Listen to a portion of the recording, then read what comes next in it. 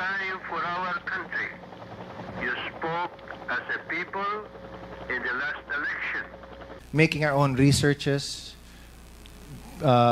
pulling up our own inquiries.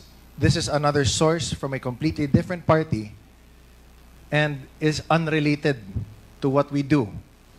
Pero nagkataon that the person named Xie Kailun, who si Xie Zhijiang trusted with the encrypted files, showed to Al Jazeera that there is a dossier confirming that there are Chinese spies all over, at least in this case, Myanmar, but here also in the Philippines, and undoubtedly shows Go Huaping.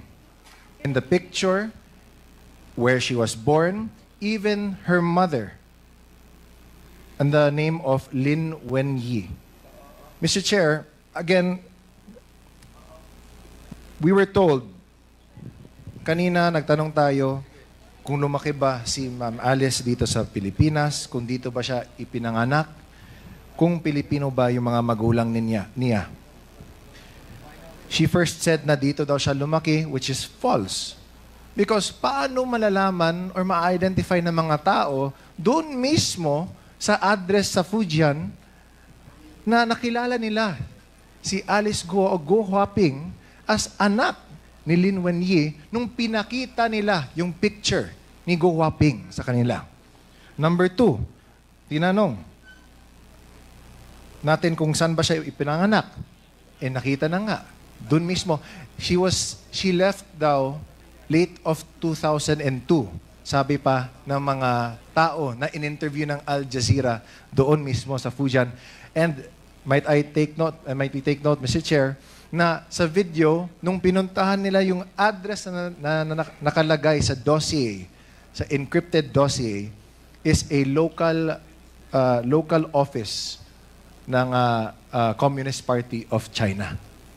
So, Mr. Chair, I think this in itself speaks volumes na. No?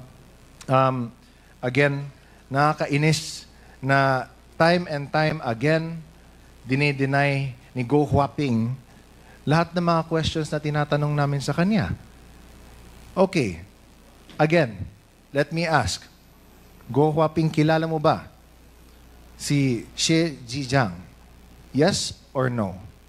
Your Honor, yung Xie Zhijiang na sinasabi niyo po, yan po ba yung pinakita niyo po kanina sa akin sa picture? Correct. Hindi ko po siya kilala. At sana po, Your Honor, Mr. Chair, makuha ko rin po yung details. Gusto ko po magdemanda. Hindi ko po sila kilala. Hindi natin madidemanda, Miss Alice, dahil kasi he's in jail in Thailand.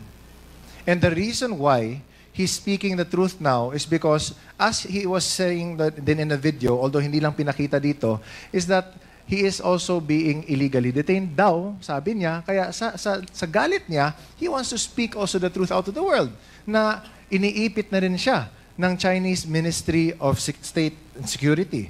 So, what does he have to lose? That's why nga sinabi nga niya sa inyo, Ms. Go Huaping, na tell the truth. Don't fall to the same mistakes that he has done kasi nga, he also fears for your life.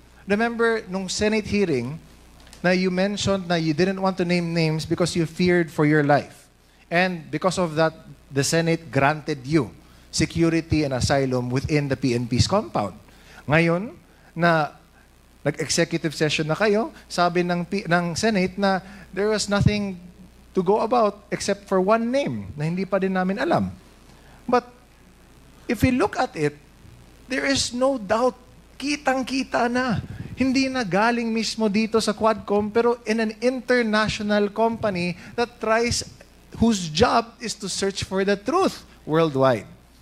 So, Mr. Chair, I'd like to submit this video na this is confirmation that what we've been trying to unearth here, marami na din dyan na nakikita din that corroborates not from us, but from other parties as well.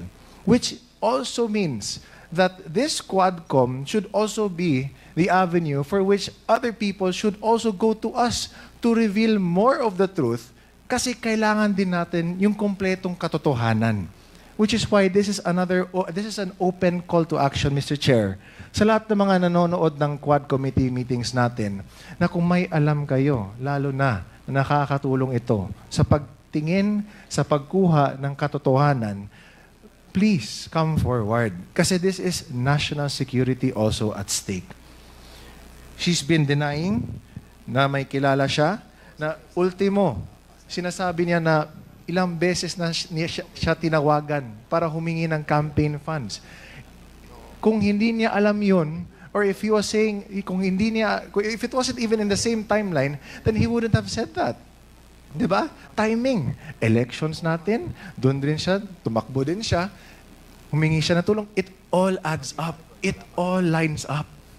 So, Mr. Chair, I'd like to submit this video to the committee. And I hope na people really try this time na mas marami pa na will come forward to speak truth to this matter. Thank you, Mr. Chair. Thank you, Congressman Almario. So, before we recognize the next interpellator, may tanong lang ako kay Miss Go Waping. So, hindi mo kilala yon, ano? Your Honor, unfair naman po para sa akin. Hindi ko po siya kilala at never po ako humingi ng campaign fund entirely. Never po ako humingi ng campaign fund during my campaign period. At nung video na pinakita po ni Congressman Chino po kanina, hindi ko po siya kilala. At gusto ko rin po na iparating sa lahat ng kababayan ko at buong Pilipinas na rin po. Mahal ko pang Pilipinas. Kasi nabanggit dun sa video na you're probably a spy. Hindi po ako spy. So, hindi ka spy. Totally po, hindi po ako spy. Hindi ikaw yung nasa picture. Hindi po ako spy, hindi po ako nasa picture, at hindi rin po, Your Honor, ako yung sinasabi niya. Kasi yung parang pinakita niyang dokumento, I don't know if that is a birth certificate from China, it clearly shows a picture that resembles your feature. Di ba? So, 1, 2, pangalan mo, yung Go Waping.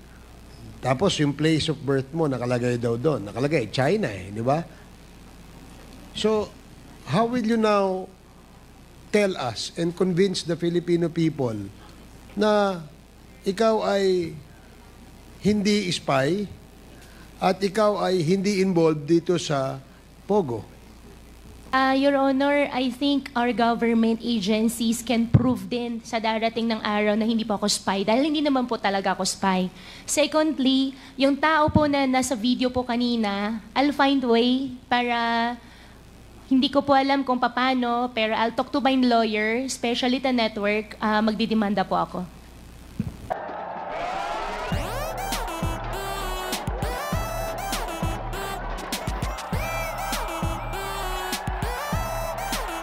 Check it out.